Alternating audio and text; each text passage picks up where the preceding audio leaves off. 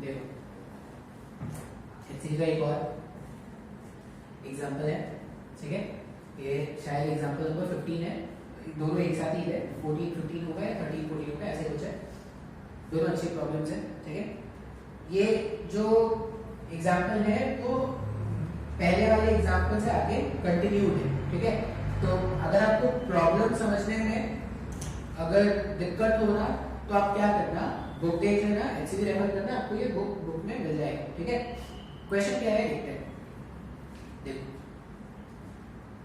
अभी ये सब भूल जाना, ये सब जो लिखा हुआ है वो भूल जाना।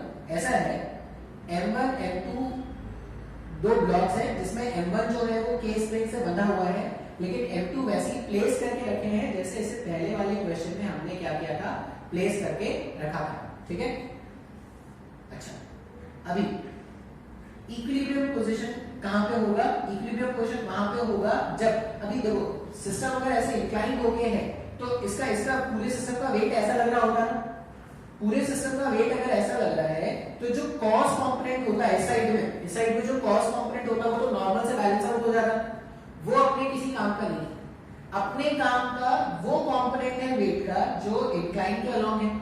तो हम क्या बोलेंगे, m1 plus m2 g sine theta, अगर ये एंगल थीटा है, अगर ये एंगल थीटा है तो इधर जो कंपोनेंट है वो कितना हो जाएगा, m1 plus m2 g sine theta. इसको स्प्रिंग फोर्स में बैलेंस करके रखा हुआ है। इसका मतलब यहां से यहां का जो इलोंगेशन है वो हमने क्या, ये नेचुरल लेंथ का ये मीन पोर्शन है, यहां से यहां का जो इलोंगेशन है वो कितना हो जाएगा, m1 plus m2 g sin theta upon k। ये क्वेश्चन में हमें पता है, या क्वेश्चन में देख के हमको निकालना होता है ये सब। अच्छा अभी इससे पहले वाला क्वेश्चन क्या था कि आप कितना मैक्सिमम एम्पलीट्यूड रखोगे जिससे दोनों साथ साथ ऑसिलेट करें। तो दोनों साथ साथ ऑसिलेट करें उसके लिए यहां से यहां की जो दूरी होती थी, यहां से यहां की जो दूरी होती थी वही तो हमारा मैक्सिमम एम्पलीट्यूड होता था ना, तभी तक तो दोनों ऐसे ऐसे ऑसिलेट करते हैं। क्यों, क्योंकि नेचुरल से जैसे ऊपर चले जाएंगे ये ब्लॉक क्या हो जाएगा, सेपरेट हो जाएगा। तो क्वेश्चन का जो पहला पार्ट जो मुझसे पूछा गया है ना वो यही पूछा गया है कि किस इंस्टेंट पे दोनों ब्लॉक सेपरेट होंगे। तो जैसे ही ये सिस्टम नेचुरल को क्रॉस करना स्टार्ट हो जाएगा तब ये M2 वाला ब्लॉक सेपरेट होके चला जाएगा। अच्छा अब ये क्वेश्चन का पहला पार्ट तो क्वेश्चन नंबर 14 से मैच करता है जो हमने अभी जस्ट सॉल्व किया था, तो वहां से आप देख लेना। इसका जो नेक्स्ट पार्ट है जो हमको सॉल्व करना है, मैंने सिर्फ वही लिखा है। हमको क्या पूछा गया है, find the common speed of the block when the blocks are separated. मतलब जब दोनों ब्लॉक सेपरेट हो रहे होंगे तब दोनों ब्लॉक्स का कॉमन स्पीड क्या है, कॉमन वेलोसिटी क्या है, ये पूछा गया। अब क्यों सेपरेट हो रहे हैं, इससे पहले वाले में तो सेपरेट नहीं हो रहे थे, क्योंकि मैक्सिमम कंप्रेशन जो हो सकता था जिसमें वो सेपरेट नहीं होते वो m1 plus m2 g sin theta upon k होगा ना। मैंने तो उससे ज्यादा कंप्रेस करके रखा है, ट्वाइस कंप्रेस करके रखा है ना। इसका मतलब ये नेचुरल लेंथ से इधर आकर तो कंप्रेस नहीं होगा, लेकिन जैसे ही नेचुरल लेंथ ऊपर जाना स्टार्ट करेगा वो सेपरेट होने स्टार्ट हो जाएंगे ना। अगर वो सेपरेट होने स्टार्ट हो गए तो अपने को क्या करना है, इन सिस्टम का या इन पार्टिकल्स का वेलोसिटी जानना है जब वो दोनों क्या हो रहे हैं, सेपरेट हो रहे हैं, ठीक है। अब इस क्वेश्चन को आप दो तरीके से सॉल्व कर सकते हो, ठीक है। पहला तरीका होगा जो बेसिक हमने SHM सीखा है उससे, v equals to omega root over a square minus x square, पहला तरीका हम ये यूज करेंगे। और दूसरा तरीका जो होगा वो क्या होगा, एनर्जी कंजर्वेशन, ठीक है। पहला तरीका हमारे पास SHM का जो बेसिक वेलोसिटी फाइंड करने का फॉर्मूला था उससे सॉल्व कर लेंगे, और दूसरा तरीका हम क्या कर लेंगे, एनर्जी कंजर्वेशन को यूज करके सॉल्व करेंगे। मैं दोनों तरीके बताऊंगा, आपको दोनों में से जो भी आसान लगे आप उसको नोट कर लेना, लेकिन समझना दोनों को है, ठीक है। पहले अपन क्या करते हैं, SHM वाले तरीके से अप्रोच करते हैं, मतलब तरीका नंबर 1, क्वेश्चन को सॉल्व करने का तरीका नंबर 1। अब तरीका नंबर 1 देखो क्या है।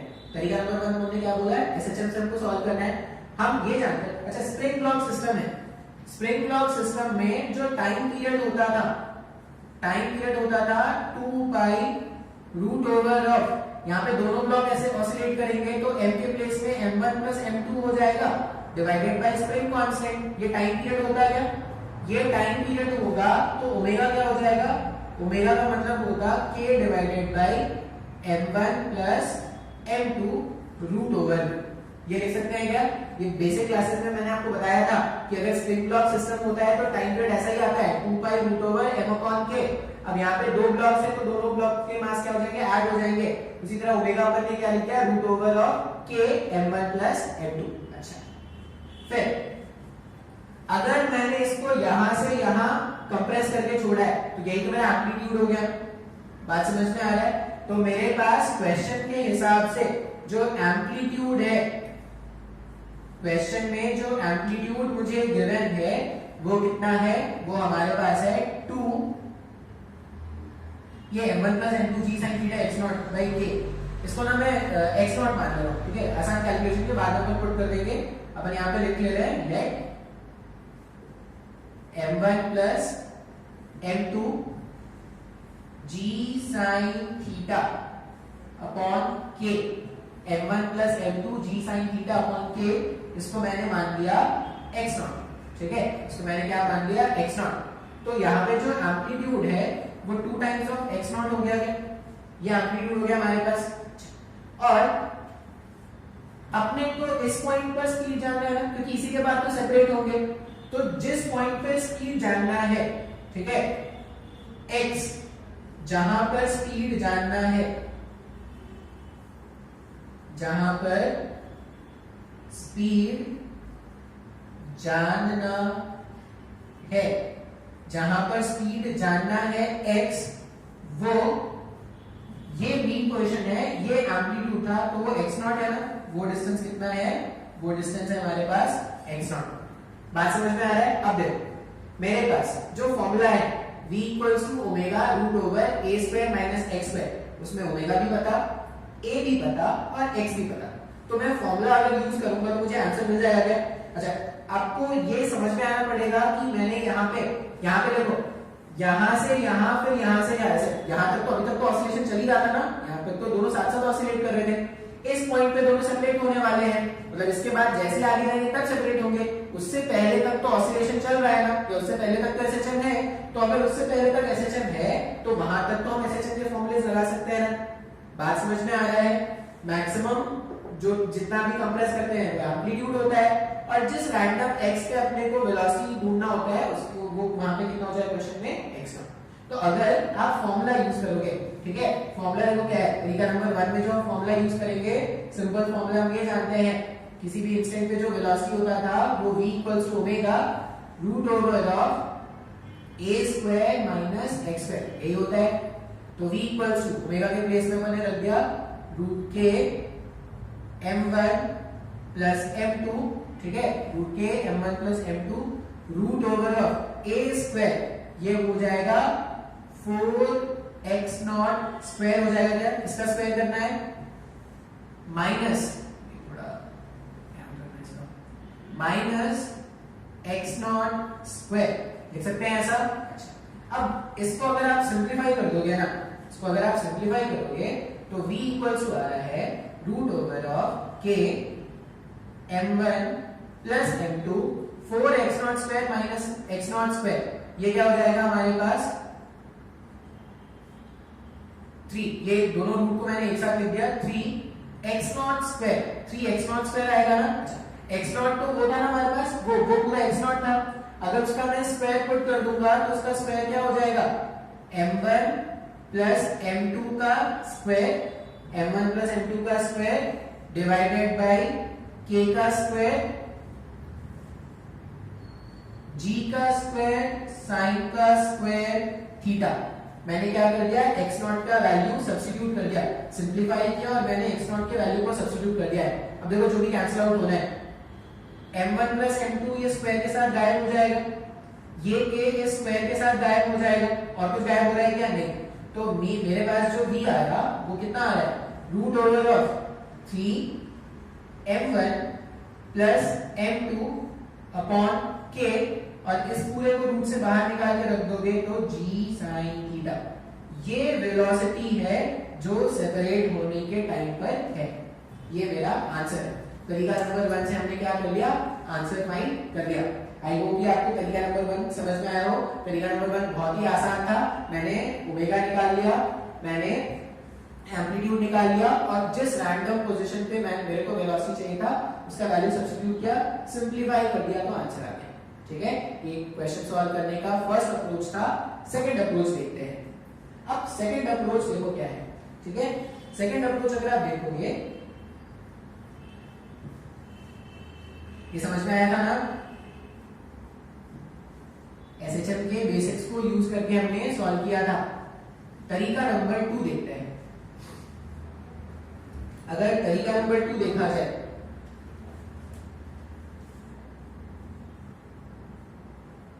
तरीका नंबर 2,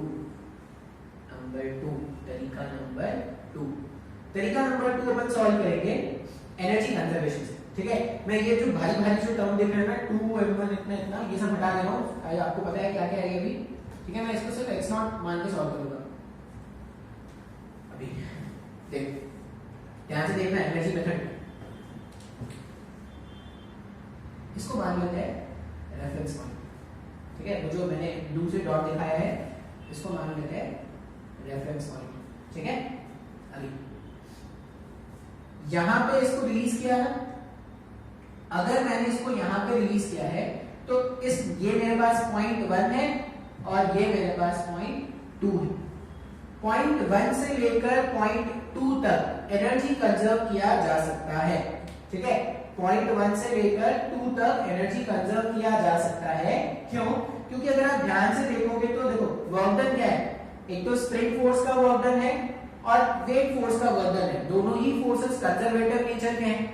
अगर कंजर्वेटिव नेचर के फोर्सेस होते हैं तो हम क्या कर सकते हैं, क्वेश्चन को सॉल्व करने के लिए एनर्जी कंजर्वेशन का यूज कर सकते हैं। देखो मैं बार बार बोलता हूं, एनर्जी कंजर्वेशन अप्लाई करना आपको आना चाहिए और आपको सबसे पहले तो ये समझ में आना चाहिए किस क्वेश्चंस में आप एनर्जी कंजर्वेशन लगा सकते हो, किस क्वेश्चन में आप एनर्जी कंजर्वेशन नहीं, वहां पे वर्क एनर्जी थ्योरम लगाना पड़ेगा। बहुत इंपॉर्टेंट है समझ में आना। जब भी आपको कंजर्वेटिव फोर्सेस ही दिखे क्वेश्चन में और कंजर्वेटिव फोर्सेस का ही वर्क डन बन रहा हो तो आप क्वेश्चन को एनर्जी कंजर्वेशन से सॉल्व कर सकते हो। ठीक है, तो यहाँ पे क्या करते हैं, एनर्जी कंजर्वेशन से क्वेश्चन को सॉल्व करना स्टार्ट करते हैं। 1 से 2 तक मैं एनर्जी कंजर्व कर सकता हूं। अब 1 से 2 तक ही क्यों लिया, क्योंकि 1 पे कितना कंप्रेशन है, क्या है, सब मेरे को पता है और 2 वाले पॉइंट पे मेरे को वेलोसिटी जानना है। इसलिए मैं क्या करूंगा, एनर्जी कंजर्व करूंगा पॉइंट 1 से पॉइंट 2 तक। ठीक है, अच्छा, total energy at point 1 equals to total energy at point 2। अब 1 पे देखो, 1 वाले पॉइंट पर अगर देखोगे ना तो पार्टिकल को तो यहां से रिलीज किया है। 1 वाले पॉइंट पे यहां से पार्टिकल को रिलीज किया था, पार्टिकल को रिलीज किया था मतलब kinetic energy at 1, kinetic energy at 1 क्या है, 0 है। तो जो भी एनर्जी दिखने वाला है वो सिर्फ पोटेंशियल एनर्जी के फॉर्म पे दिखेगा। उसी तरह जब मैं अगर इसको रेफरेंस, पोटेंशियल एनर्जी ग्रेविटेशन वाला कैलकुलेट करने के लिए रेफरेंस मानना होता है, मैंने इसी को रेफरेंस मान लिया। तो अगर मैं उसी को रेफरेंस मान लूंगा तो रेफरेंस पॉइंट पे अपन क्या लिख देंगे, पोटेंशियल एनर्जी। अच्छा, रेफरेंस पॉइंट पे अगर तुम देखोगे ना तो सेकंड वाले पॉइंट पे एक तो स्प्रिंग अपने नेचुरल पे आ गया है, स्प्रिंग नेचुरल पे आ गया तो कोई एनर्जी उसके पास भी स्टोर्ड नहीं है।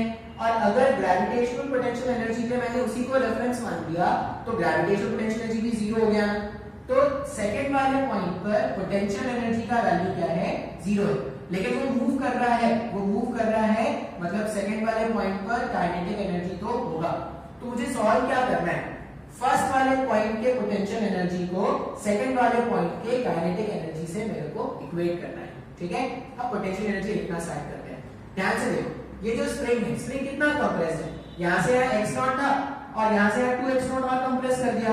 तो स्प्रिंग अगर देखोगे तो स्प्रिंग में जो एनर्जी है वो कितना होता है, half k x0 plus 2x0, 3x0 हो जाएगा।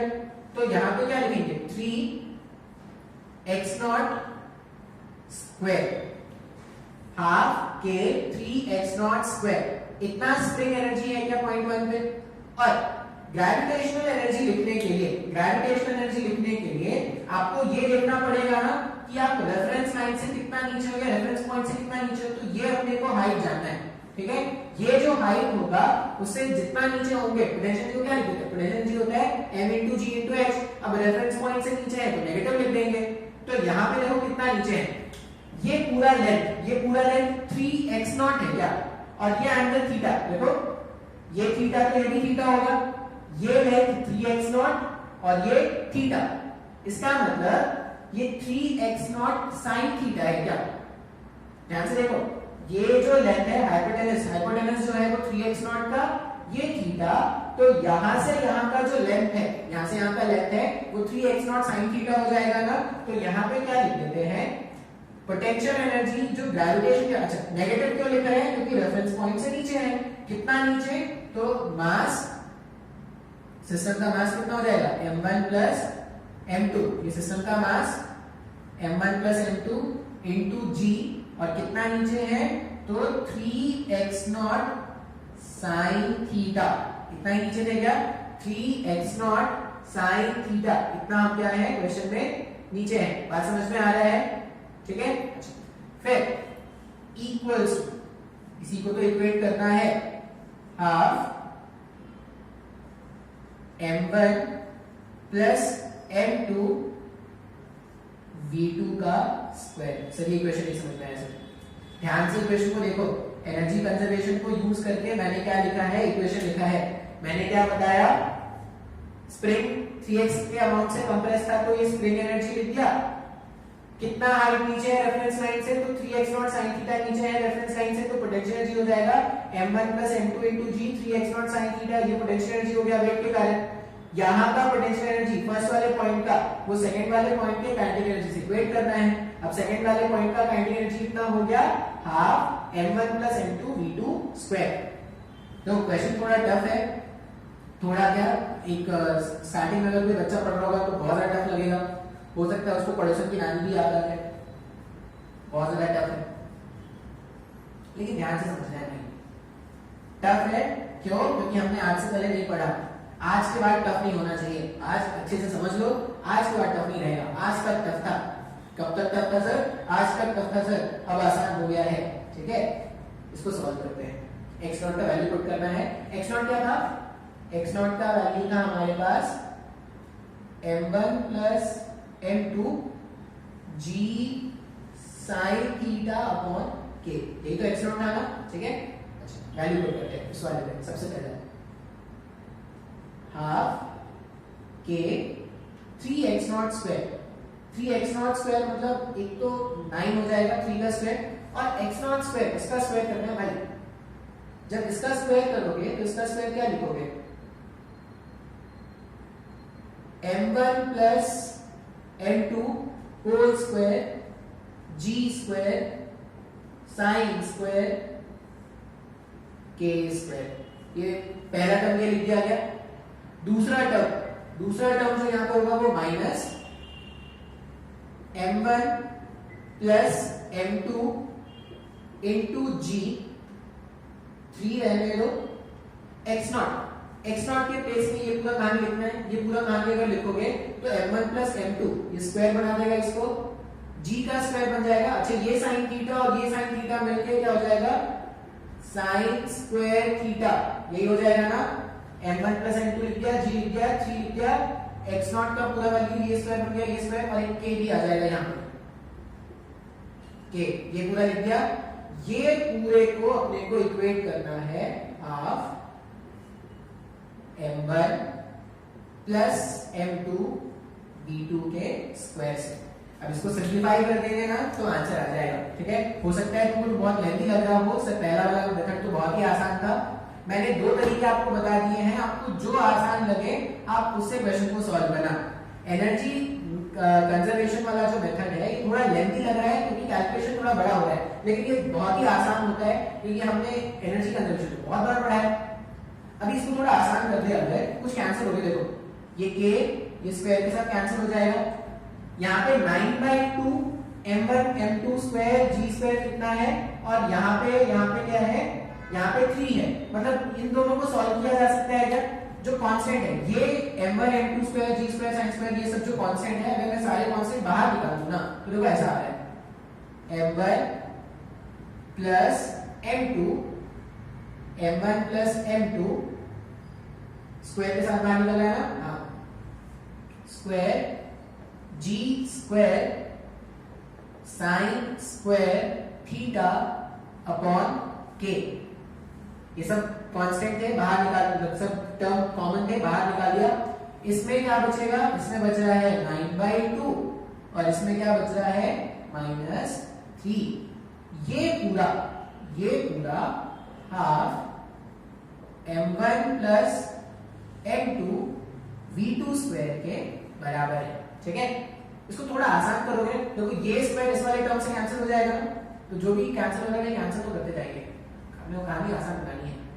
इसको जब मैं लिखूंगा तो क्या हो जाएगा, m1 प्लस m2 स्क्वायर का टर्म तो चला गया, g square sine square theta upon k 9/2 और ये इतना, ये 3/2 बन रहा है क्या, 3/2 इक्वल्स टू हाफ, ये टर्म चला गया है v2 स्क्वायर, ये हाफ से ये 2 भी कैंसिल हो जाएगा, इसका मतलब v2 का वैल्यू हो जाएगा root over of 3m1 plus m2 upon k, 3m1 plus m2 upon k g sine theta.